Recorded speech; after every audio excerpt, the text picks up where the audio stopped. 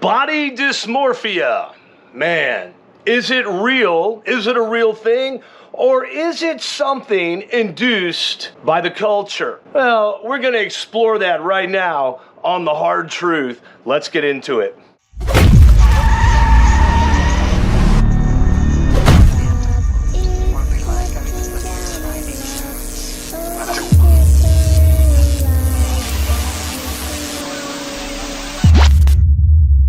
I think this is an interesting question because I get it quite often.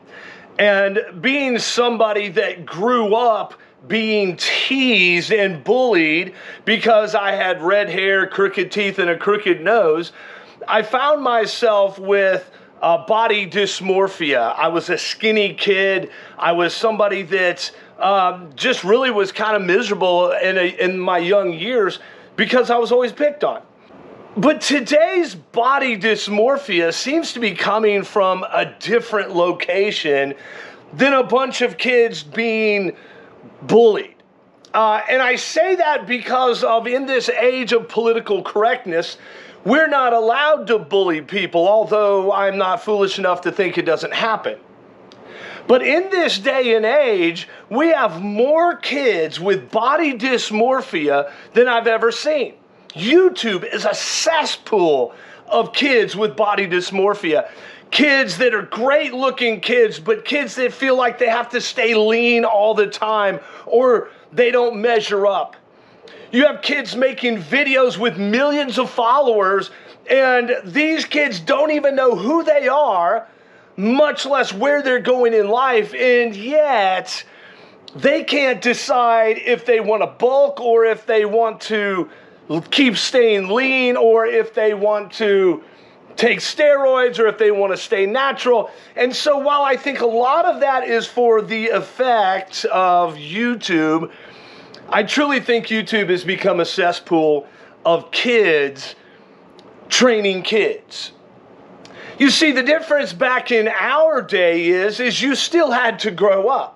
And you still had to become a man. And now these kids don't have to become men. There's no responsibility really laid on them like it was back then. A kid becomes a national sensation on YouTube when he's 17 years old or 18 years old. And he has no responsibility. At that point, he doesn't know what real life is even like.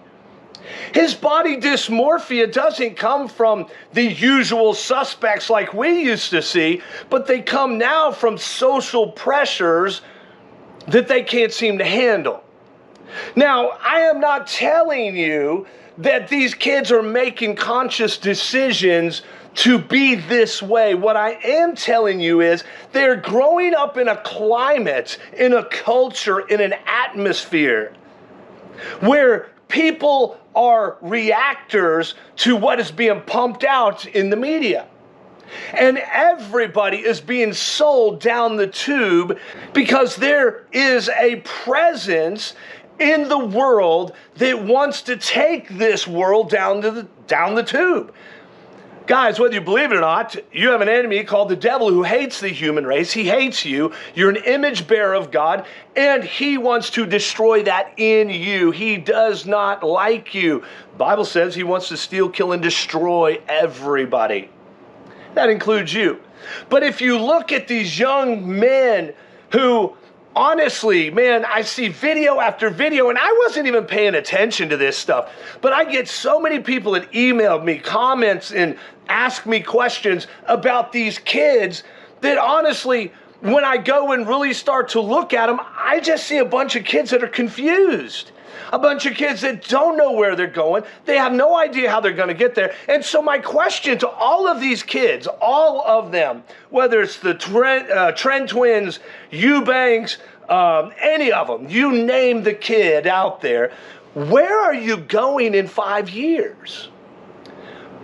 What's the end game to all of this stuff? What's the saturation point of all of this? You see, I started this YouTube channel with ministry in mind. I saw where I was at And I saw where I needed help. And so my channel was started out of what I thought a need was. It wasn't started out of vanity. It wasn't started out of me wanting to get millions of followers to look and adore me. Guys, anybody that knows me knows I wasn't the guy in the gym that you would see standing there posing all the time. I wasn't the guy constantly wearing tank tops or taking my shirt off or dropping my drawers. I wasn't that guy. I wasn't the guy when all my friends wanted to go to the beach that wanted to go there. I was in the gym. I was a true gym rat. The old school, sweat it out, grind it out. You get on stage once or twice a year to show off all of your hard work. But now you have kids that live not in reality, but you have kids that have full-blown gyms in their million-dollar homes because they become wealthy on YouTube. And they stand there and they flex and they pose in the mirror with zero accountability in life, zero perspective on life. And they're making decisions, million-dollar decisions, some of them based on no life experience. Is body dysmorphia real? Well, I think it's a socially induced dilemma. I do not think that it's a disease like some people want you to think. I do think it is a social construct that has been made by man, and it has been pushed for years and years, and now it has gotten so far and so out of hand, I truly wonder where it will end. So let me ask you, you're here, you're watching, this title interested you, so I want to ask you, in the comments below, tell me, where's this thing going? What drives these kids? If you have an opinion different than mine, I want to hear it. Because I promise you, I will answer you back, because this is something that I'm working through in my head, because I have influence with a lot of guys that are very young that are trying to go into this sport, and I know where I think they should go. But I know one thing is I constantly push them to real life, real decisions. I get them to make decisions on actual issues that face us in everyday real life.